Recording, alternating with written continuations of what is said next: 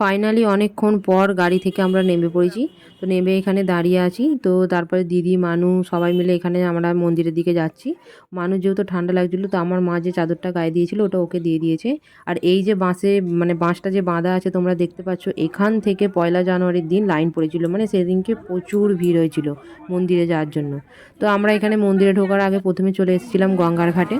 তো গঙ্গার ঘাট থেকে আমরা যাই ফিরছি, এখান দিয়েই আমরা গঙ্গার ঘাটে গেছিলাম।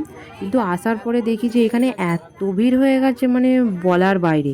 এখান দিয়েই গেছি কিন্তু 5 মিনিটের মধ্যে এত ভিড় হয়ে গেছে। তো আমরা এখানে লাইনে দাঁড়িয়ে পড়েছিলাম।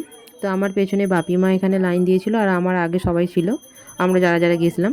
তো এখানে লাইনে দাঁড়িয়ে আছি, লাইন একটু একটু করে এগোচ্ছিল। কিন্তু এর আগে যখন আমি আর আমার মা বাবা এসেছিলাম 3জন মিলে, তখন অতটা মানে ভিড় হয়নি, তখন মন্দিরের কাছ থেকেই লাইনটা দিয়েছিলাম।